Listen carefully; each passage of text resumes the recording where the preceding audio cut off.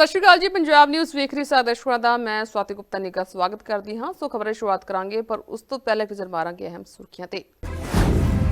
ਨਵੀਂ ਦਿੱਲੀ ਤੇ ਵਾਸ਼ਿੰਗਟਨ ਵਿਚਕਾਰ ਸਬੰਧ ਤਣਾਅਪੂਰਨ। ਅਮਰੀਕੀ ਉਪ ਰਾਸ਼ਟਰਪਤੀ JD ਵੈਂਸ ਦਾ ਵੱਡਾ ਬਿਆਨ, ਕਿਹਾ ਡੋਨਾਲਡ ਟਰੰਪ ਨੇ ਭਾਰਤ ਤੇ ਸੈਕੰਡਰੀ ਟੈਰਿਫ ਲਗਾਏ।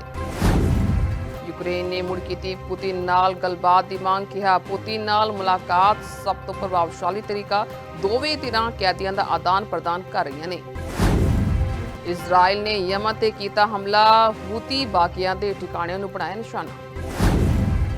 ਫੀਜੀ ਦੇ ਪ੍ਰਧਾਨ ਮੰਤਰੀ ਨੇ PM ਮੋਦੀ ਨਾਲ ਕੀਤੀ ਮੁਲਾਕਾਤ। ਰਾਬੂਕਾ ਦਾ ਹੈਦਰਾਬਾਦ ਹਾਊਸ ਵਿਖੇ PM ਮੋਦੀ ਨੇ ਕੀਤਾ ਭਰਵਾਂ ਸਵਾਗਤ। 7 ਸਮਝੌਤਿਆਂ ਤੇ ਕੀਤੇ ਦਸਤਖਤ। ਹੁਣ ਖਬਰਾਂ ਵਿਸਥਾਰ ਦੇ ਨਾਲ। ਅਮਰੀਕੀ ਉਪ ਰਾਸ਼ਟਰਪਤੀ JD ਵੈਂਸ ਨੇ ਇੱਕ ਵੱਡਾ ਬਿਆਨ ਦਿੱਤਾ ਹੈ। ਉਹਨਾਂ ਕਿਹਾ ਹੈ ਕਿ ਰਾਸ਼ਟਰਪਤੀ ਡੋਨਾਲਡ ਟਰੰਪ ਨੇ ਰੂਸ ਨੂੰ ਯੂਕਰੇਨ ਤੇ ਬੰਬਾਰੀ ਬੰਦ ਕਰਨ ਦੇ ਲਈ ਮਜਬੂਰ ਕਰਨ ਵਾਸਤੇ ਭਾਰਤ ਤੇ ਸੈਕੰਡਰੀ ਟੈਰਿਫ ਵਰਗੇ ਆਰਥਿਕ ਦਬਾਅ ਲਾਗੂ ਕੀਤੇ ਨੇ। NBC ਨਿਊਜ਼ ਦੇ ਮੀਟ ਦ ਪ੍ਰੈਸ ਪ੍ਰੋਗਰਾਮ ਦੇ ਵਿੱਚ ਇੱਕ ਇੰਟਰਵਿਊ ਦੌਰਾਨ ਵੈਂਸ ਨੇ ਕਿਹਾ ਹੈ ਕਿ ਇਹ ਟੈਰਿਫ ਇਸ ਲਈ ਲਗਾਏ ਗਏ ਨੇ ਤਾਂ ਜੋ ਰੂਸ ਲਈ ਆਪਣੀ ਤੇਲ ਅਰਥ ਵਿਵਸਥਾ ਤੋਂ ਅਮੀਰ ਹੋਣਾ ਮੁਸ਼ਕਿਲ ਹੋ ਜਾਵੇ। ਟਰੰਪ ਪ੍ਰਸ਼ਾਸਨ ਲੰਮੇ ਸਮੇਂ ਤੋਂ ਭਾਰਤ ਦੇ ਵੱਲੋਂ ਰੂਸ ਤੋਂ ਰਿਆਇਤੀ ਦਰਾਂ ਤੇ ਕੱਚਾ ਤੇਲ ਖਰੀਦਣ ਦੀ ਆਲੋਚਨਾ ਕਰਦਾ ਰਿਹਾ ਹੈ, ਪਰ ਦਿਲਚਸਪ ਗੱਲ ਇਹ ਹੈ ਕਿ ਅਮਰੀਕਾ ਰੂਸੀ ਕੱਚੇ ਤੇਲ ਦੇ ਸਭ ਤੋਂ ਵੱਡੇ ਖਰੀਦਦਾਰ ਚੀਨ ਦੀ ਆਲੋਚਨਾ ਨਹੀਂ ਕਰ ਰਿਹਾ। ਭਾਰਤ ਨੇ ਵਾਰ-ਵਾਰ ਸਪਸ਼ਟ ਕੀਤਾ ਹੈ ਕਿ ਉਸ ਦੀ ਊਰਜਾ ਖਰੀਦਦਾਰੀ, ਜਿਸ ਵਿੱਚ ਰੂਸ ਵੀ ਸ਼ਾਮਲ ਹੈ, ਉਸ ਦੇ ਰਾਸ਼ਟਰੀ ਹਿੱਤਾਂ ਤੇ ਬਾਜ਼ਾਰ ਦੀਆਂ ਸਥਿਤੀਆਂ ਦੇ ਅਨੁਸਾਰ ਹੈ। ਸੋ ਵੈਂਸ ਨੇ ਇਹ ਵੀ ਕਿਹਾ ਹੈ ਕਿ ਉਹਨਾਂ ਦਾ ਮੰਨਣਾ ਹੈ ਕਿ ਅਮਰੀਕਾ ਰੂਸ ਅਤੇ ਯੂਕਰੇਨ ਵਿਚਕਾਰ ਯੁੱਧ ਦੇ ਅੰਤ ਵਿੱਚ ਵਿਚੋਲਗੀ ਕਰ ਸਕਦਾ ਹੈ। ਉਹਨਾਂ ਕਿਹਾ ਕਿ ਪਿਛਲੇ ਕੁਝ ਹਫ਼ਤਿਆਂ ਵਿੱਚ ਦੋਹਾਂ ਧਿਰਾਂ ਦੇ ਵੱਲੋਂ ਕੁਝ ਮਹੱਤਵਪੂਰਨ ਰਿਆਇਤਾਂ ਵੇਖਣ ਨੂੰ ਮਿਲੀਆਂ ਨੇ। ਜਦੋਂ ਮਾਡਰੇਟਰ ਕ੍ਰਿਸਟਨ ਵੈਲਕਰ ਨੇ ਪੁੱਛਿਆ ਹੈ ਕਿ ਰੂਸ ਨੂੰ ਗੱਲਬਾਤ ਦੀ ਮੇਜ਼ ਤੇ ਕਿਵੇਂ ਲਿਆਂਦਾ ਜਾ ਸਕਦਾ ਹੈ, ਤਾਂ ਵੈਂਸ ਨੇ ਕਿਹਾ ਕਿ ਟਰੰਪ ਨੇ ਰੂਸ ਨੂੰ ਕਮਜ਼ੋਰ ਕਰਨ ਲਈ ਭਾਰਤ ਤੇ ਸੈਕੰਡਰੀ ਟੈਰਿਫ ਲਗਾਏ ਨੇ। ਉਹਨਾਂ ਇਹ ਵੀ ਦੱਸਿਆ ਹੈ ਕਿ ਜੇਕਰ ਰੂਸ ਯੁੱਧ ਬੰਦ ਕਰਦਾ ਹੈ ਤਾਂ ਉਸ ਨੂੰ ਦੁਬਾਰਾ ਵਿਸ਼ਵ ਅਰਥਵਿਵਸਥਾ ਵਿੱਚ ਸ਼ਾਮਲ ਕੀਤਾ ਜਾ ਸਕਦਾ ਹੈ, ਪਰ ਜੇਕਰ ਉਹ ਅਜਿਹਾ ਨਹੀਂ ਕਰਦਾ ਤਾਂ ਉਹ ਅਲੱਗ-ਥਲੱਗ ਹੀ ਰਹੇਗਾ। ਇਸ ਦੌਰਾਨ ਨਵੀਂ ਦਿੱਲੀ ਅਤੇ ਵਾਸ਼ਿੰਗਟਨ ਵਿਚਕਾਰ ਸਬੰਧ ਤਣਾਅਪੂਰਨ ਹੋ ਗਏ ਨੇ। ਟਰੰਪ ਨੇ ਭਾਰਤੀ ਵਸਤਾਂ ਤੇ ਟੈਰਿਫ ਦੁੱਗਣੇ ਕਰਕੇ 50% ਕਰ ਦਿੱਤੇ ਨੇ, ਜਿਸ ਵਿੱਚ ਰੂਸੀ ਕੱਚੇ ਤੇਲ ਦੀ ਖਰੀਦ ਤੇ 25% ਵਾਧੂ ਡਿਊਟੀ ਵੀ ਸ਼ਾਮਲ ਹੈ। ਸੋ ਅਮਰੀਕਾ ਦਾ ਦੋਸ਼ ਹੈ ਕਿ ਭਾਰਤ ਦੀ ਰੂਸੀ ਤੇਲ ਖਰੀਦ ਯੂਕਰੇਨ ਦੇ ਵਿੱਚ ਮਾਸਕੋ ਦੇ ਯੁੱਧ ਨੂੰ ਫੰਡ ਦੇ ਰਹੀ ਹੈ, ਜਿਸ ਦੋਸ਼ ਨੂੰ ਭਾਰਤ ਨੇ ਸਖਤੀ ਨਾਲ ਰੱਦ ਕੀਤਾ ਹੈ। ਭਾਰੀ ਤਣਾਅ ਦੇ ਵਿਚਕਾਰ ਯੂਕਰੇਨ ਨੇ ਫਿਰ ਪੁਤਿਨ ਨਾਲ ਗੱਲਬਾਤ ਦੀ ਮੰਗ ਕੀਤੀ ਹੈ। ਯੂਕਰੇਨ ਦੇ ਰਾਸ਼ਟਰਪਤੀ ਵਲੋਦੋਮੀਰ ਜ਼ੈਲੈਂਸਕੀ ਨੇ ਜ਼ੋਰ ਦੇ ਕੇ ਕਿਹਾ ਹੈ ਕਿ ਰੂਸੀ ਹਮਰੁਤਬਾ ਵਲਾਦੀਮੀਰ ਪੁਤਿਨ ਦੇ ਨਾਲ ਮੁਲਾਕਾਤ ਸਭ ਤੋਂ ਪ੍ਰਭਾਵਸ਼ਾਲੀ ਤਰੀਕਾ ਹੈ, ਕਿਉਂਕਿ ਦੋਵੇਂ ਧਿਰਾਂ ਕੈਦੀਆਂ ਦਾ ਆਦਾਨ ਪ੍ਰਦਾਨ ਕਰ ਰਹੀਆਂ ਨੇ ਅਤੇ ਦੇਸ਼ ਆਜ਼ਾਦੀ ਦਿਵਸ ਮਨਾ ਰਿਹਾ ਹੈ। ਅਮਰੀਕੀ ਰਾਸ਼ਟਰਪਤੀ ਡੋਨਾਲਡ ਟਰੰਪ ਦੇ ਵੱਲੋਂ ਯੂਕਰੇਨ ਰੂਸ ਸੰਮੇਲਨ ਲਈ ਦਬਾਅ ਪਾਉਣ ਤੋਂ ਬਾਅਦ ਸ਼ਾਂਤੀ ਦੀਆਂ ਉਮੀਦਾਂ ਉਦੋਂ ਟੁੱਟ ਗਈਆਂ ਜਦੋਂ ਰੂਸ ਨੇ ਸ਼ੁੱਕਰਵਾਰ ਨੂੰ ਕਿਸੇ ਵੀ ਤੁਰੰਤ ਪੁਤਿਨ ਜ਼ੈਲੈਂਸਕੀ ਮੁਲਾਕਾਤ ਨੂੰ ਰੱਦ ਕਰ ਦਿੱਤਾ। ਪਰ ਜ਼ੈਲੈਂਸਕੀ ਨੇ ਐਤਵਾਰ ਨੂੰ ਕਿਹਾ ਹੈ ਕਿ ਨੇਤਾਵਾਂ ਵਿਚਕਾਰ ਗੱਲਬਾਤ ਦਾ ਫਾਰਮੈਟ ਅੱਗੇ ਵਧਣ ਦਾ ਸਭ ਤੋਂ ਪ੍ਰਭਾਵਸ਼ਾਲੀ ਤਰੀਕਾ ਹੈ। ਰੂਸੀ ਵਿਦੇਸ਼ ਮੰਤਰੀ ਸਰਗੇਈ ਲਾਵਰੋਵ ਨੇ ਪਹਿਲਾਂ ਪੱਛਮੀ ਦੇਸ਼ਾਂ ਤੇ ਗੱਲਬਾਤ ਨੂੰ ਰੋਕਣ ਦਾ ਬਹਾਨਾ ਲੱਭਣ ਦਾ ਦੋਸ਼ ਲਗਾਇਆ ਸੀ ਅਤੇ ਜ਼ੈਲੈਂਸਕੀ ਦੀ ਹਰ ਕੀਮਤ ਤੇ ਜ਼ਰੂਰੀ ਮੀਟਿੰਗ ਦੀ ਮੰਗ ਕਰਨ ਦੀ ਨਿੰਦਾ ਕੀਤੀ ਸੀ। ਦੂਸਰੇ ਪਾਸੇ ਜ਼ੈਲੈਂਸਕੀ ਨੇ ਇੱਕ ਸਮਾਰੋਹ ਦੇ ਵਿੱਚ ਰੂਸ ਨੂੰ ਸ਼ਾਂਤੀ ਵੱਲ ਧੱਕਣ ਦੀ ਸਹੁੰ ਖਾਧੀ, ਜਿਸ ਵਿੱਚ ਕਈ ਪੱਛਮੀ ਅਧਿਕਾਰੀ ਸ਼ਾਮਲ ਹੋਏ, ਜਿਨ੍ਹਾਂ ਦੇ ਵਿੱਚ ਅਮਰੀਕੀ ਰਾਜਦੂਤ ਕੀਥ ਕੈਲੋਗ ਵੀ ਸ਼ਾਮਲ ਨੇ। ਐਤਵਾਰ ਨੂੰ ਯੂਕਰੇਨ ਅਤੇ ਰੂਸ ਨੇ ਇਹ ਵੀ ਕਿਹਾ ਕਿ ਉਹਨਾਂ ਨੇ 140 ਜੰਗੀ ਕੈਦੀਆਂ ਤੇ ਨਾਗਰਿਕਾਂ ਨੂੰ ਵਾਪਸ ਭੇਜ ਦਿੱਤਾ ਹੈ। ਇਹ ਅਦਲਾ ਬਦਲੀ ਦੀ ਲੜੀ ਵਿੱਚ ਨਵੀਨਤਮ ਕਦਮ ਹੈ, ਜੋ ਕਿ ਦੋਵਾਂ ਵਿਰੋਧੀਆਂ ਵਿਚਕਾਰ ਸਹਿਯੋਗ ਦੇ ਕੁਝ ਖੇਤਰਾਂ ਵਿੱਚੋਂ ਇੱਕ ਹੈ। ਦੂਸਰੇ ਪਾਸੇ ਪ੍ਰੈਸ ਆਜ਼ਾਦੀ ਸਮੂਹ ਰਿਪੋਰਟਰਸ ਵਿਦਆਊਟ ਬਾਰਡਰਸ ਨੇ 2 ਯੂਕਰੇਨੀ ਪੱਤਰਕਾਰਾਂ ਦੀ ਰਿਹਾਈ ਦਾ ਸਵਾਗਤ ਕੀਤਾ। ਉਹਨਾਂ ਦੇ ਅਗਵਾ ਤੇ ਹਿਰਾਸਤ ਵਿੱਚ ਦੁਰਵਿਵਹਾਰ ਦੀ ਨਿੰਦਾ ਕੀਤੀ। ਸੋ ਰੂਸ ਯੂਕਰੇਨ ਯੁੱਧ ਨੇ ਹੁਣ ਤੱਕ ਹਜ਼ਾਰਾਂ ਜਾਨਾਂ ਲੈ ਲਈਆਂ ਨੇ ਅਤੇ ਰੂਸ ਨੇ ਹਾਲ ਹੀ ਵਿੱਚ ਨਵੀਂ ਤਰੱਕੀ ਦਾ ਦਾਅਵਾ ਕੀਤਾ ਹੈ। ਸੋ ਯੂਕਰੇਨੀ ਕਮਾਂਡਰ ਇਨ ਚੀਫ ਓਲੈਕਸੈਂਡਰ ਨੇ ਐਤਵਾਰ ਨੂੰ ਕਿਹਾ ਹੈ ਕਿ 3 ਹੋਰ ਪਿੰਡਾਂ ਤੇ ਮੁੜ ਕਬਜ਼ਾ ਕਰ ਲਿਆ ਗਿਆ ਹੈ, ਜੋ ਸ਼ਾਂਤੀ ਵਾਰਤਾ ਦੇ ਕੇਂਦਰ ਬਿੰਦੂ ਵਜੋਂ ਉਭਰਿਆ। ਯੂਕਰੇਨ ਦੇ ਆਜ਼ਾਦੀ ਦਿਵਸ ਤੇ ਰੂਸ ਵਿੱਚ ਹੋਏ ਡਰੋਨ ਹਮਲਿਆਂ ਵਿੱਚ ਪੱਛਮੀ ਰੂਸ ਦੇ ਵਿੱਚ ਕੁਰਸਕ ਪਰਮਾਣੂ ਪਾਵਰ ਪਲਾਂਟ ਉੱਤੇ ਇੱਕ ਡਰੋਨ ਨੂੰ ਡਿੱਗਣਾ ਸ਼ਾਮਲ ਸੀ। ਪਲਾਂਟ ਨੇ ਕਿਹਾ ਹੈ ਕਿ ਡਰੋਨ ਕਾਰਨ ਲੱਗੀ ਅੱਗ ਬੁਝਾ ਦਿੱਤੀ ਗਈ ਹੈ, ਕੋਈ ਜਾਨੀ ਨੁਕਸਾਨ ਨਹੀਂ ਹੋਇਆ ਅਤੇ ਨਾ ਹੀ ਰੇਡੀਏਸ਼ਨ ਦਾ ਪੱਧਰ ਵਧਿਆ। ਅੰਤਰਰਾਸ਼ਟਰੀ ਪਰਮਾਣੂ ਊਰਜਾ ਏਜੰਸੀ ਨੇ ਫਰਵਰੀ 2022 ਦੇ ਵਿੱਚ ਰੂਸ ਦੇ ਪੂਰੇ ਪੈਮਾਨੇ ਤੇ ਹਮਲੇ ਤੋਂ ਬਾਅਦ ਪਰਮਾਣੂ ਪਲਾਂਟਾਂ ਦੇ ਆਲੇ ਦੁਆਲੇ ਲੜਨ ਨਾਲ ਪੈਦਾ ਹੋਣ ਵਾਲੇ ਖਤਰਿਆਂ ਬਾਰੇ ਵਾਰ-ਵਾਰ ਚੇਤਾਵਨੀ ਦਿੱਤੀ ਹੈ। ਰੂਸੀ ਅਧਿਕਾਰੀਆਂ ਨੇ ਕਿਹਾ ਕਿ ਯੂਕਰੇਨੀ ਡਰੋਨਸ ਨੂੰ ਮੋਰਚੇ ਤੋਂ ਦੂਰ ਦੇ ਖੇਤਰਾਂ ਵਿੱਚ ਵੀ ਮਾਰ ਦਿੱਤਾ ਗਿਆ, ਜਿਸ ਵਿੱਚ ਉੱਤਰ ਪੱਛਮ ਦੇ ਵਿੱਚ ਸੈਂਟ ਪੀਟਰਸਬਰਗ ਵੀ ਸ਼ਾਮਲ ਹੈ। ਸੋ ਸਥਾਨਕ ਅਧਿਕਾਰੀਆਂ ਨੇ ਕਿਹਾ ਹੈ ਕਿ ਫਿਨਲੈਂਡ ਦੀ ਖਾੜੀ ਵਿੱਚ ਉਸਤ-ਲੁਗਾ ਬੰਦਰਗਾਹ ਉਤੇ 10 ਡਰੋਨਸ ਨੂੰ ਮਾਰ ਦਿੱਤਾ ਗਿਆ, ਜਿਸ ਨਾਲ ਰੂਸੀ ਊਰਜਾ ਸਮੂਹ ਨੋਵਾਟੇਕ ਦੀ ਮਲਕੀਅਤ ਵਾਲੇ ਇੱਕ ਬਾਲਣ ਟਰਮੀਨਲ ਨੂੰ ਅੱਗ ਲੱਗ ਗਈ। ਸੋ ਯੂਕਰੇਨ ਦੀ ਕਮਜ਼ੋਰ ਫੌਜ ਨੇ ਰੂਸ ਦੇ ਤੇਲ ਬੁਨਿਆਦੀ ਢਾਂਚੇ ਨੂੰ ਨਿਸ਼ਾਨਾ ਬਣਾਉਣ ਦੇ ਲਈ ਡਰੋਨਸ ਦੀ ਵਰਤੋਂ ਕੀਤੀ ਹੈ, ਜੋ ਕਿ ਯੁੱਧ ਨੂੰ ਫੰਡ ਦੇਣ ਲਈ ਮਾਸਕੋ ਲਈ ਮਾਲੀਆ ਦਾ ਇੱਕ ਵੱਡਾ ਸਰੋਤ ਹੈ। ਸੋ ਹਮਲੇ ਸ਼ੁਰੂ ਹੋਣ ਤੋਂ ਬਾਅਦ ਰੂਸ ਵਿੱਚ ਬਾਲਣ ਦੀਆਂ ਕੀਮਤਾਂ ਵਿੱਚ ਵਾਧਾ ਹੋਇਆ ਹੈ। ਯੂਕਰੇਨ ਨੇ ਕਿਹਾ ਕਿ ਰੂਸ ਨੇ ਇੱਕ ਬੈਲਿਸਟਿਕ ਮਿਜ਼ਾਈਲ ਅਤੇ 72 ਇਰਾਨੀ ਨਿਰਮਿਤ ਸ਼ਾਹਿਦ ਹਮਲੇ ਵਾਲੇ ਡਰੋਨਸ ਨਾਲ ਹਮਲਾ ਕੀਤਾ ਸੀ, ਜਿਨ੍ਹਾਂ ਦੇ ਵਿੱਚੋਂ 48 ਨੂੰ ਹਵਾਈ ਸੈਨਾ ਨੇ ਮਾਰ ਦਿੱਤਾ ਸੀ। ਗਵਰਨਰ ਨੇ ਕਿਹਾ ਹੈ ਕਿ ਰੂਸੀ ਡਰੋਨ ਹਮਲੇ ਵਿੱਚ ਪੂਰਬੀ ਖੇਤਰ ਵਿੱਚ ਇੱਕ 47 ਸਾਲਾ ਔਰਤ ਦੀ ਮੌਤ ਹੋ ਗਈ। ਇਜ਼ਰਾਈਲ ਨੇ ਯਮਨ ਦੀ ਰਾਜਧਾਨੀ ਸਨਾ ਦੇ ਵਿੱਚ ਹੂਤੀ ਬਾਗੀਆਂ ਦੇ ਠਿਕਾਣਿਆਂ ਤੇ ਵੱਡੇ ਪੱਧਰ ਤੇ ਹਮਲੇ ਕੀਤੇ ਨੇ। ਇਜ਼ਰਾਈਲ ਦਾ ਕਹਿਣਾ ਹੈ ਕਿ ਇਹ ਹਮਲੇ ਹੂਤੀਆਂ ਦੁਆਰਾ ਹਾਲ ਹੀ ਵਿੱਚ ਇਜ਼ਰਾਈਲ ਤੇ ਕੀਤੇ ਗਏ ਮਿਜ਼ਾਈਲ ਅਤੇ ਡਰੋਨ ਹਮਲਿਆਂ ਦਾ ਜਵਾਬ ਨੇ। ਅਮਰੀਕੀ ਰਾਸ਼ਟਰਪਤੀ ਡੋਨਾਲਡ ਟਰੰਪ ਦੇ ਵੱਲੋਂ ਯੂਕਰੇਨ ਰੂਸ ਸੰਮੇਲਨ ਲਈ ਦਬਾਅ ਪਾਉਣ ਤੋਂ ਬਾਅਦ ਸ਼ਾਂਤੀ ਦੀਆਂ ਉਮੀਦਾਂ ਉਦੋਂ ਟੁੱਟ ਗਈਆਂ ਜਦੋਂ ਰੂਸ ਨੇ ਸ਼ੁੱਕਰਵਾਰ ਨੂੰ ਕਿਸੇ ਵੀ ਤੁਰੰਤ ਪੁਤਿਨ ਜ਼ੈਲੈਂਸਕੀ ਮੁਲਾਕਾਤ ਨੂੰ ਰੱਦ ਕਰ ਦਿੱਤਾ। ਪਰ ਜ਼ੈਲੈਂਸਕੀ ਨੇ ਐਤਵਾਰ ਨੂੰ ਕਿਹਾ ਹੈ ਕਿ ਨੇਤਾਵਾਂ ਵਿਚਕਾਰ ਗੱਲਬਾਤ ਦਾ ਫਾਰਮੈਟ ਅੱਗੇ ਵਧਣ ਦਾ ਸਭ ਤੋਂ ਪ੍ਰਭਾਵਸ਼ਾਲੀ ਤਰੀਕਾ ਹੈ। ਰੂਸੀ ਵਿਦੇਸ਼ ਮੰਤਰੀ ਸਰਗੇਈ ਲਾਵਰੋਵ ਨੇ ਪਹਿਲਾਂ ਪੱਛਮੀ ਦੇਸ਼ਾਂ ਤੇ ਗੱਲਬਾਤ ਨੂੰ ਰੋਕਣ ਦਾ ਬਹਾਨਾ ਲੱਭਣ ਦਾ ਦੋਸ਼ ਲਗਾਇਆ ਸੀ ਅਤੇ ਜ਼ੈਲੈਂਸਕੀ ਦੀ ਹਰ ਕੀਮਤ ਤੇ ਜ਼ਰੂਰੀ ਮੀਟਿੰਗ ਦੀ ਮੰਗ ਕਰਨ ਦੀ ਨਿੰਦਾ ਕੀਤੀ ਸੀ। ਦੂਸਰੇ ਪਾਸੇ ਜ਼ੈਲੈਂਸਕੀ ਨੇ ਇੱਕ ਸਮਾਰੋਹ ਦੇ ਵਿੱਚ ਰੂਸ ਨੂੰ ਸ਼ਾਂਤੀ ਵੱਲ ਧੱਕਣ ਦੀ ਸਹੁੰ ਖਾਧੀ, ਜਿਸ ਵਿੱਚ ਕਈ ਪੱਛਮੀ ਅਧਿਕਾਰੀ ਸ਼ਾਮਲ ਹੋਏ, ਜਿਨ੍ਹਾਂ ਦੇ ਵਿੱਚ ਅਮਰੀਕੀ ਰਾਜਦੂਤ ਕੀਥ ਕੈਲੋਗ ਵੀ ਸ਼ਾਮਲ ਨੇ। ਐਤਵਾਰ ਨੂੰ ਯੂਕਰੇਨ ਅਤੇ ਰੂਸ ਨੇ ਇਹ ਵੀ ਕਿਹਾ ਹੈ ਕਿ ਉਹਨਾਂ ਨੇ 146 ਜੰਗੀ ਕੈਦੀਆਂ ਤੇ ਨਾਗਰਿਕਾਂ ਨੂੰ ਵਾਪਸ ਭੇਜ ਦਿੱਤਾ ਹੈ। ਇਹ ਅਦਲਾ ਬਦਲੀ ਦੀ ਲੜੀ ਵਿੱਚ ਨਵੀਨਤਮ ਕਦਮ ਹੈ, ਜੋ ਕਿ ਦੋਵਾਂ ਵਿਰੋਧੀਆਂ ਵਿਚਕਾਰ ਸਹਿਯੋਗ ਦੇ ਕੁਝ ਖੇਤਰਾਂ ਵਿੱਚੋਂ ਇੱਕ ਹੈ। ਦੂਸਰੇ ਪਾਸੇ ਪ੍ਰੈਸ ਆਜ਼ਾਦੀ ਸਮੂਹ ਰਿਪੋਰਟਰਸ ਵਿਦਆਊਟ ਬਾਰਡਰਸ ਨੇ 2 ਯੂਕਰੇਨੀ ਪੱਤਰਕਾਰਾਂ ਦੀ ਰਿਹਾਈ ਦਾ ਸਵਾਗਤ ਕੀਤਾ। ਉਹਨਾਂ ਦੇ ਅਗਵਾ ਤੇ ਹਿਰਾਸਤ ਵਿੱਚ ਦੁਰਵਿਵਹਾਰ ਦੀ ਨਿੰਦਾ ਕੀਤੀ। ਸੋ ਰੂਸ ਯੂਕਰੇਨ ਯੁੱਧ ਨੇ ਹੁਣ ਤੱਕ ਹਜ਼ਾਰਾਂ ਜਾਨਾਂ ਲੈ ਲਈਆਂ ਨੇ ਅਤੇ ਰੂਸ ਨੇ ਹਾਲ ਹੀ ਵਿੱਚ ਨਵੀਂ ਤਰੱਕੀ ਦਾ ਦਾਅਵਾ ਕੀਤਾ ਹੈ। ਸੋ ਯੂਕਰੇਨੀ ਕਮਾਂਡਰ ਇਨ ਚੀਫ ਓਲੈਕਸੈਂਡਰ ਨੇ ਐਤਵਾਰ ਨੂੰ ਕਿਹਾ ਹੈ ਕਿ 3 ਹੋਰ ਪਿੰਡਾਂ ਤੇ ਮੁੜ ਕਬਜ਼ਾ ਕਰ ਲਿਆ ਗਿਆ ਹੈ, ਜੋ ਸ਼ਾਂਤੀ ਵਾਰਤਾ ਦੇ ਕੇਂਦਰ ਬਿੰਦੂ ਵਜੋਂ ਉਭਰਿਆ। ਯੂਕਰੇਨ ਦੇ ਆਜ਼ਾਦੀ ਦਿਵਸ ਤੇ ਰੂਸ ਵਿੱਚ ਹੋਏ ਡਰੋਨ ਹਮਲਿਆਂ ਵਿੱਚ ਪੱਛਮੀ ਰੂਸ ਦੇ ਵਿੱਚ ਕੁਰਸਕ ਪਰਮਾਣੂ ਪਾਵਰ ਪਲਾਂਟ ਉੱਤੇ ਇੱਕ ਡਰੋਨ ਨੂੰ ਡਿੱਗਣਾ ਸ਼ਾਮਲ ਸੀ। ਪਲਾਂਟ ਨੇ ਕਿਹਾ ਹੈ ਕਿ ਡਰੋਨ ਕਾਰਨ ਲੱਗੀ ਅੱਗ ਬੁਝਾ ਦਿੱਤੀ ਗਈ ਹੈ, ਕੋਈ ਜਾਨੀ ਨੁਕਸਾਨ ਨਹੀਂ ਹੋਇਆ ਅਤੇ ਨਾ ਹੀ ਰੇਡੀਏਸ਼ਨ ਦਾ ਪੱਧਰ ਵਧਿਆ। ਅੰਤਰਰਾਸ਼ਟਰੀ ਪਰਮਾਣੂ ਊਰਜਾ ਏਜੰਸੀ ਨੇ ਫਰਵਰੀ 2022 ਦੇ ਵਿੱਚ ਰੂਸ ਦੇ ਪੂਰੇ ਪੈਮਾਨੇ ਤੇ ਹਮਲੇ ਤੋਂ ਬਾਅਦ ਪਰਮਾਣੂ ਪਲਾਂਟਾਂ ਦੇ ਆਲੇ ਦੁਆਲੇ ਲੜਨ ਨਾਲ ਪੈਦਾ ਹੋਣ ਵਾਲੇ ਖਤਰਿਆਂ ਬਾਰੇ ਵਾਰ-ਵਾਰ ਚੇਤਾਵਨੀ ਦਿੱਤੀ ਹੈ। ਰੂਸੀ ਅਧਿਕਾਰੀਆਂ ਨੇ ਕਿਹਾ ਕਿ ਯੂਕਰੇਨੀ ਡਰੋਨਸ ਨੂੰ ਮੋਰਚੇ ਤੋਂ ਦੂਰ ਦੇ ਖੇਤਰਾਂ ਵਿੱਚ ਵੀ ਮਾਰ ਦਿੱਤਾ ਗਿਆ, ਜਿਸ ਵਿੱਚ ਉੱਤਰ ਪੱਛਮ ਦੇ ਵਿੱਚ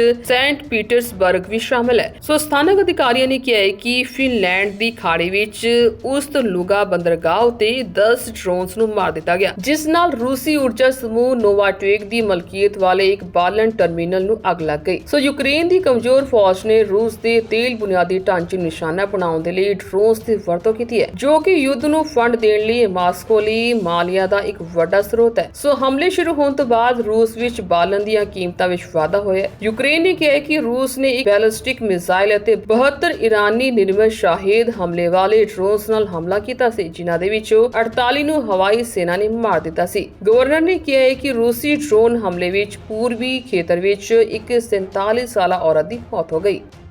ਪ੍ਰਧਾਨ ਮੰਤਰੀ ਨਰਿੰਦਰ ਮੋਦੀ ਅਤੇ ਫਿਜੀ ਦੇ ਪ੍ਰਧਾਨ ਮੰਤਰੀ ਰਾਬੂਕਾ ਵਿਚਕਾਰ ਵਿਸ਼ੇਸ਼ ਗੱਲਬਾਤ ਹੋਈ ਹੈ। ਇਸ ਤੋਂ ਬਾਅਦ ਭਾਰਤ ਅਤੇ ਫਿਜੀ ਨੇ 7 ਸਮਝੌਤੇ ਤੇ ਹਸਤਾਖਰ ਕੀਤੇ ਨੇ। ਇਸ ਦੌਰਾਨ ਪ੍ਰਧਾਨ ਮੰਤਰੀ ਮੋਦੀ ਨੇ ਕਿਹਾ ਕਿ ਜਲਵਾਯੂ ਪਰਿਵਰਤਨ ਫਿਜੀ ਲਈ ਖਤਰਾ ਹੈ, ਅਸੀਂ ਆਫਤ ਨਾਲ ਨਜਿੱਠਣ ਵਿੱਚ ਇਸ ਦੀ ਮਦਦ ਕਰਾਂਗੇ। ਫਿਜੀ ਦੇ ਪ੍ਰਧਾਨ ਮੰਤਰੀ ਰਾਬੂਕਾ 3 ਦਿਨਾਂ ਦੌਰੇ ਤੇ ਭਾਰਤ ਆਏ ਨੇ। ਉਹਨਾਂ ਨੇ ਹੈਦਰਾਬਾਦ ਹਾਊਸ ਵਿਖੇ ਪ੍ਰਧਾਨ ਮੰਤਰੀ ਨਰਿੰਦਰ ਮੋਦੀ ਨਾਲ ਮੁਲਾਕਾਤ ਕੀਤੀ। ਮੁਲਾਕਾਤ ਤੋਂ ਬਾਅਦ ਪੀਐਮ ਮੋਦੀ ਅਤੇ ਰਾਬੂਕਾ ਨੇ ਇਕੱਠੇ ਮੀਡੀਆ ਨੂੰ ਵੀ ਸੰਬੋਧਨ ਕੀਤਾ। ਇਸ ਸੰਬੋਧਨ ਦੇ ਵਿੱਚ ਦੋਵਾਂ ਨੇ ਆਪਣੀਆਂ ਗੱਲਬਾਤਾਂ ਬਾਰੇ ਗੱਲ ਕੀਤੀ ਅਤੇ ਭਾਰਤ ਅਤੇ ਫਿਜੀ ਦੇ ਸਬੰਧਾਂ ਨੂੰ ਮਜ਼ਬੂਤ ਕਰਨ ਦੇ ਲਈ ਆਪਣੀ ਵਚਨਬੱਧਤਾ ਨੂੰ ਦੁਹਰਾਇਆ। प्रधानमंत्री रंबुका जी की इस यात्रा से हम आपसी संबंधों में एक नया अध्याय जोड़ रहे हैं। फ्रेंड्स, भारत और फिजी के बीच आत्मीयता का गहरा नाता है। 19वीं सदी में भारत से गए 60,000 से अधिक गिरमिटिया भाई बहनों ने अपने परिश्रम और पसीने से फिजी की समृद्धि में योगदान दिया है। उन्होंने फिजी की सामाजिक और सांस्कृतिक विविधता में नए रंग भरे हैं। फिजी की एकता और अखंडता को निरंतर मजबूती प्रदान की है और इस सब के बीच वे अपनी जड़ों से भी जुड़े रहे हैं, अपनी संस्कृति को संजोए रखा है। फिजी की रामायण मंडली की परंपरा इसी का जीवंत प्रमाण है। प्रधानमंत्री रंबुका द्वारा गिरमिट डे की घोषणा का मैं अभिनंदन करता हूं। ये हमारे साझा इतिहास का सम्मान है, हमारी पिछली पीढ़ियों की स्मृतियों को श्रद्धांजलि है। फ्रेंड्स, आज हमारी व्यापक वार्ता में हमने कई अहम फैसले लिए। हम मानते हैं कि एक स्वस्थ राष्ट्र ही समृद्ध राष्ट्र हो सकता है। इसलिए हमने तय किया कि सुवा में 100 बेड सुपर स्पेशलिटी अस्पताल बनाया जाएगा। डायलिसिस यूनिट्स और सी एम्बुलेंस भेजी जाएगी और जन औषधि केंद्र खोले जाएंगे, जिससे सस्ती और उत्तम क्वालिटी की दवा हर घर तक पहुंचेगी। हम चाहते हैं कि सपनों की दौड़ में ਦੱਸ ਦਈਏ ਕਿ ਪ੍ਰਧਾਨ ਮੰਤਰੀ ਮੋਦੀ ਅਤੇ ਰਾਬੂਕਾ ਵਿਚਕਾਰ ਹੋਈ ਚਰਚਾ ਦਾ ਉਦੇਸ਼ ਭਾਰਤ ਤੇ ਫਿਜੀ ਵਿਚਕਾਰ ਲੰਬੇ ਸਮੇਂ ਤੋਂ ਚੱਲੀ ਆ ਰਹੀ ਭਾਈਵਾਲੀ ਨੂੰ ਹੋਰ ਮਜ਼ਬੂਤ ਕਰਨਾ ਸੀ। ਦੋਵਾਂ ਨੇ ਆਪਣੇ ਵਫਦ ਨਾਲ ਇੱਕ ਦੂਸਰੇ ਨਾਲ ਕਈ ਵਿਸ਼ਿਆਂ ਤੇ ਚਰਚਾ ਕੀਤੀ। ਦੋਵਾਂ ਨੇ ਭਾਰਤ ਤੇ ਫਿਜੀ ਵਿਚਕਾਰ ਵੱਖ-ਵੱਖ ਖੇਤਰਾਂ ਦੇ ਵਿੱਚ ਸਹਿਯੋਗ ਵਧਾਉਣ ਤੇ ਚਰਚਾ ਕੀਤੀ। ਇਸ ਵਿੱਚ ਸਿਹਤ, ਸਿੱਖਿਆ, ਨਵਿਆਉਣਯੋਗ ਊਰਜਾ, ਵਪਾਰ ਅਤੇ ਨਿਵੇਸ਼, ਖੇਤੀਬਾੜੀ, ਜਲਵਾਯੂ ਪਰਿਵਰਤਨ ਅਤੇ ਸੱਭਿਆਚਾਰਕ ਆਦਾਨ-ਪ੍ਰਦਾਨ ਵਰਗੇ ਖੇਤਰ ਸ਼ਾਮਲ ਨੇ। तो फिजी समुद्री सुरक्षा के खेत्र दे विच भारत लई एक महत्वपूर्ण भाईवाल है। जिक्र खास है कि फिजी के प्रधानमंत्री राबूका इन्हां दिनी भारत दौरे ते ने, सो यह उन्हां दा भारत दा पहला अधिकारिक दौरा है, जिथे कि रक्षा मंत्री राजनाथ सिंह जोधपुर दौरे ते ने, जिथे उन्हां ने विद्या भारती विद्यालय RK दमानी राष्ट्रीय पुनर सुरजीती ਅਤੇ ਸਿੱਖਿਆ ਕੇਂਦਰ ਵਿਖੇ ਆਦਰਸ਼ ਰੱਖਿਆ ਤੇ ਖੇਡ ਅਕੈਡਮੀ ਦਾ ਉਦਘਾਟਨ ਕੀਤਾ ਹੈ। ਇਸ ਪ੍ਰੋਜੈਕਟ ਦੀ ਅਨੁਮਾਨਿਤ ਲਾਗਤ ਲਗਭਗ 110 करोड़ है, जो जिहड़ी है लाल सागर प्रोजेक्ट के तहत 30 करोड़ विच बनाई गई है। ਰੱਖਿਆ ਮੰਤਰੀ ਰਾਜਨਾਥ ਸਿੰਘ ਨੇ ਆਦਰਸ਼ ਰੱਖਿਆ ਤੇ ਖੇਡ ਅਕੈਡਮੀ ਦੀ ਨਵੀਂ ਇਮਾਰਤ ਦੇ ਉਦਘਾਟਨ ਮੌਕੇ ਸੰਬੋਧਨ ਕਰਦਿਆਂ ਕਿਹਾ ਕਿ ਸਾਡੀ ਸਿੱਖਿਆ ਪ੍ਰਣਾਲੀ ਅਜਿਹੀ ਹੋਣੀ ਚਾਹੀਦੀ ਹੈ ਜੋ ਹਰ ਤਰ੍ਹਾਂ ਦੀ ਖੁਸ਼ੀ ਅਤੇ ਵਿਕਾਸ ਲਈ ਹੋਵੇ। ਉਹਨਾਂ ਜ਼ੋਰ ਦੇ ਕੇ ਕਿਹਾ ਕਿ ਸਿੱਖਿਆ ਦੇ ਰਾਹੀਂ ਹੀ ਬੱਚਿਆਂ ਦੀ ਸ਼ਖਸੀਅਤ ਨੂੰ ਵਿਕਸਿਤ ਕਰਨ ਦੇ ਯਤਨ ਕੀਤੇ ਜਾਣੇ ਚਾਹੀਦੇ ਨੇ, ਜਿਸ ਵਿੱਚ ਉਹਨਾਂ ਦਾ ਸਰੀਰਕ, ਅਧਿਆਤਮਿਕ ਅਤੇ ਮਾਨਸਿਕ ਵਿਕਾਸ ਸ਼ਾਮਲ है। शिक्षा के क्षेत्र में सुधार के लिए एक मजबूत इरादे का परिचय दिया है, दृढ़ इच्छा शक्ति का परिचय दिया है। और मैं चूंकि शिक्षा जगत से जुड़ा हूं, देवियों और सज्जनों, मैं जानता हूं कि एजुकेशन में रिफॉर्म लाना, शिक्षा क्षेत्र में सुधार करना यह कोई आसान काम नहीं था। कई कमीशंस बने, कई कमीशंस की रिकमेंडेशंस आई हैं, लेकिन शिक्षा में जिस प्रकार का सुधार अपेक्षित था उस प्रकार का सुधार नहीं हो पाया। मुझे याद है कि जब मैं उत्तर प्रदेश का शिक्षा मंत्री था तो उस दौरान नकल पर नकेल कसने में कि मैंने एक व्यवस्था की थी। शायद जो पुराने लोग होंगे उन लोगों की इस बात की जानकारी होगी। पहले हालत यह थी हमारे उत्तर प्रदेश की शिक्षा व्यवस्था की, 75%, 80% हाई स्कूल इंटरमीडिएट का रिजल्ट आता था, 60% से कम तो आता ही नहीं था। मैंने पता लगाया शिक्षा मंत्री बनने के बाद कि मास कॉपिंग हो रही है। मैंने एक कानून लाया उस समय, और कानून लागू करने के बाद आपको जानकर आश्चर्य होगा, 14.2% जो है रिजल्ट उस समय आया था। लेकिन राजनीति तो राजनीति है। मैं उस समय चुनाव लड़ा विधानसभा का तो लोगों ने मुझे हरा दिया कि हमारे बच्चों के पास नहीं होने दिया। लेकिन दूसरे पार्टी के एक नेता आए और उन्होंने कहा कि मैं आते ही मुख्यमंत्री बनते ही इस कानून को समाप्त कर दूंगा, और आपको आश्चर्य होगा, बंपर वोटों से वह जीत गए। क्या आवश्यक नहीं है कि विद्या भारती जैसी शिक्षण संस्थाएं ऐसे व्यक्तियों का निर्माण करें जो समाज हित में सोचें, देश हित में सोचें? और मैं समझता हूं इस भूमिका को कोई निभा सकता है तो विद्या भारती ही निभा सकती है। ਦੱਸ ਦੇਣਾ ਚਾਹਾਂਗੇ ਕਿ ਸਮਾਰੋਹ ਦੌਰਾਨ ਪ੍ਰੋਜੈਕਟ ਨੂੰ ਵਿੱਤੀ ਸਹਾਇਤਾ ਦੇਣ ਵਾਲੇ ਸਮਾਜ ਸੇਵੀ ਲੋਕਾਂ ਨੂੰ ਸਰਟੀਫਿਕੇਟ ਦੇ ਕੇ ਸਨਮਾਨਿਤ ਕੀਤਾ ਗਿਆ। ਤੁਹਾਨੂੰ ਦੱਸ ਦਈਏ ਕਿ ਇਸ ਦੌਰਾਨ ਪ੍ਰੋਗਰਾਮ ਦੀ ਪ੍ਰਧਾਨਗੀ ਸੈਰ ਸਪਾਟਾ ਮੰਤਰੀ ਗਜੇਂਦਰ ਸਿੰਘ ਸ਼ੇਖਾਵਤ ਨੇ ਕੀਤੀ।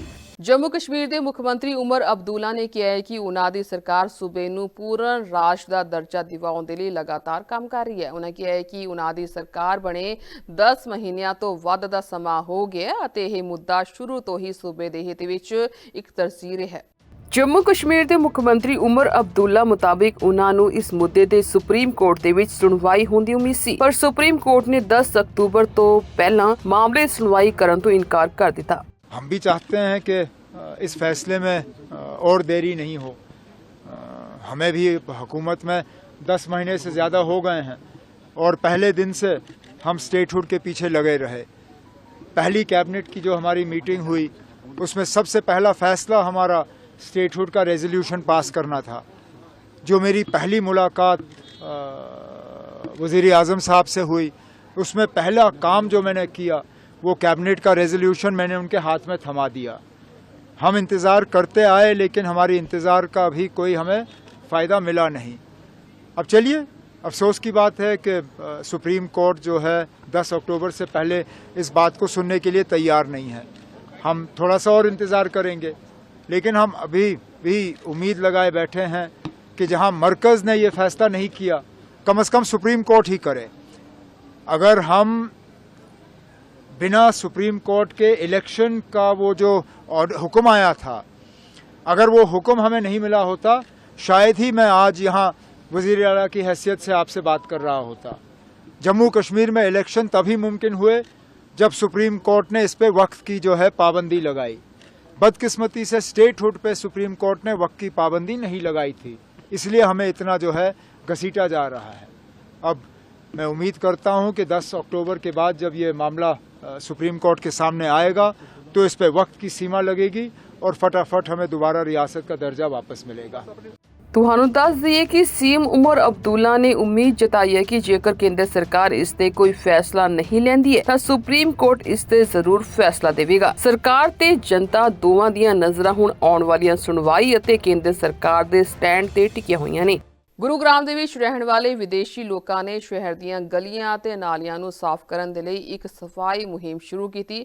ਸਰਬੀਆ ਦੇ ਇੱਕ ਵਿਦੇਸ਼ੀ ਨਾਗਰਿਕ ਨੇ ਸਥਾਨਕ ਲੋਕਾਂ ਨੂੰ ਆਪਣੇ ਘਰਾਂ ਅਤੇ ਦੁਕਾਨਾਂ ਦੇ ਆਲੇ-ਦੁਆਲੇ ਘੱਟੋ-ਘੱਟ ਦੇ ਮੀਟਰ ਦੇ ਖੇਤਰ ਨੂੰ ਸਾਫ਼ ਕਰਨ ਦੀ ਅਪੀਲ ਕੀਤੀ।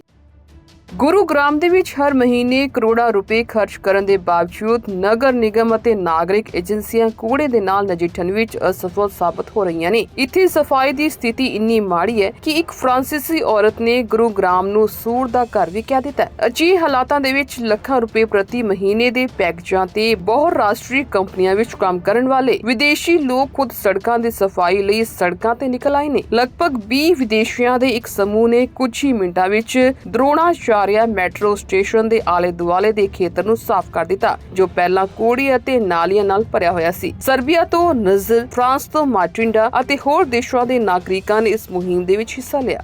I live in India since like 9 years and in Gurgaon since 2 years and basically India is amazing. I love this country. It's very nice.